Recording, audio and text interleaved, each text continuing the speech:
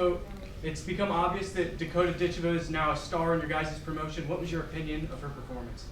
Well, the biggest question was, the striker versus the grappler, how she was going to cope when she got taken down.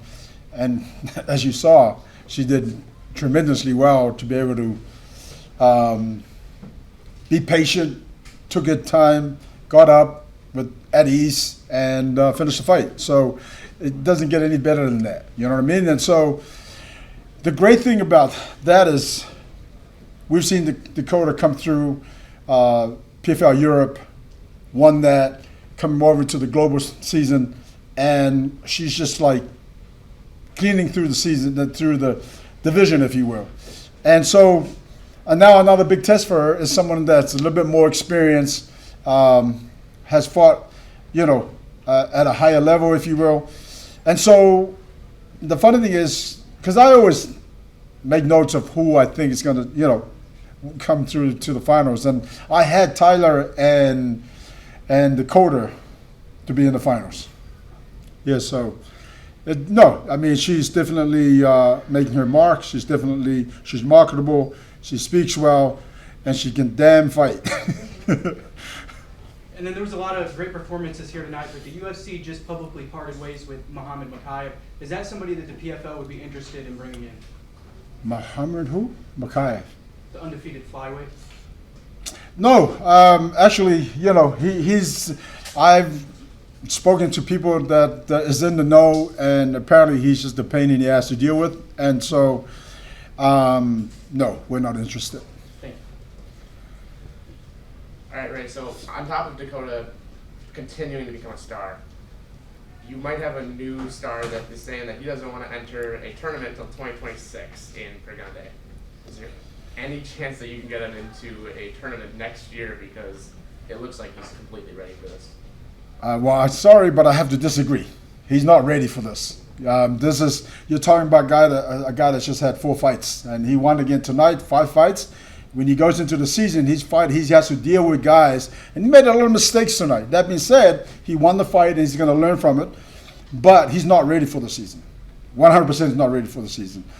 When he's going to go into if I put him in a season now, he's going to go up against guys that's had 30-plus fights, and that's just going to be a waste of time.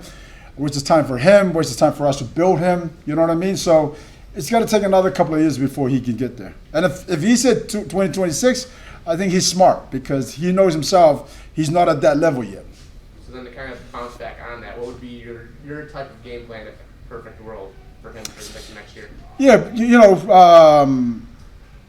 probably fight between now and the end of next year.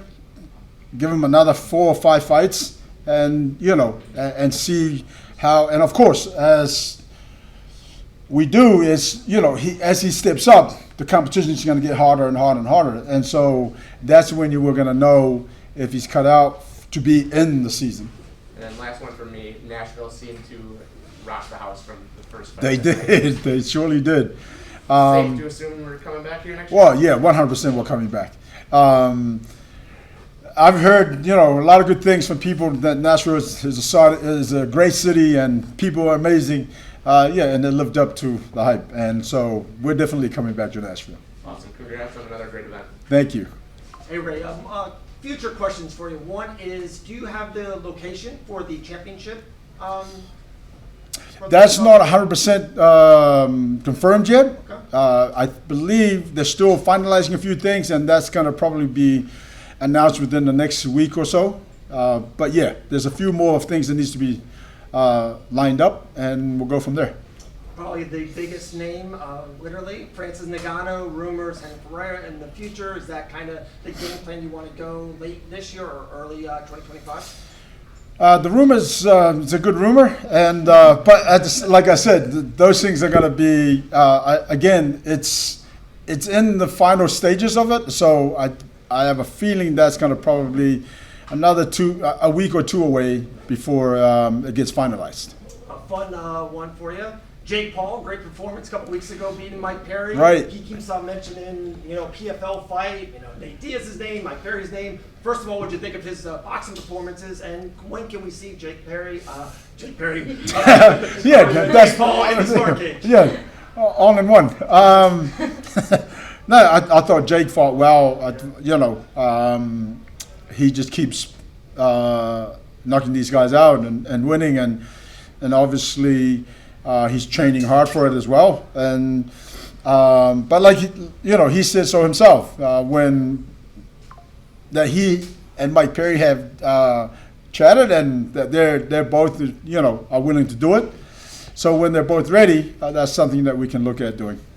With that being said, is Mike Perry's eyes, PFL has eyes on Mike Perry, bring him in to fight MMA, even if it's not against Paul?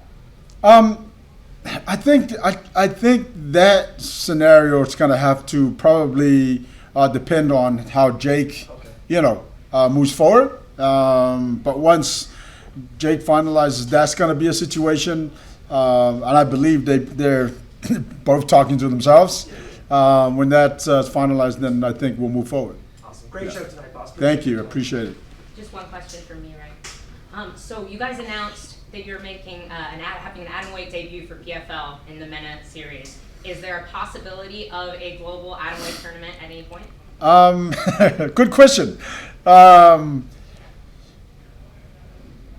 I want to say, just to be quite honest, not in the near future, but we have talked about certain weights that could be added in the next couple of years. But yeah, I mean, that's very possible. It's all timing, I would say.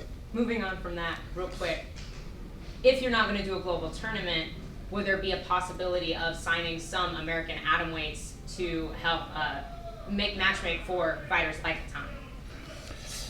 That is yes. That is to answer that. Yeah, absolutely. We definitely would look at the team, and I, sit down and kind of figure out what's the best way to go about it. But yeah, the answer to your question is yes. Thank you so much.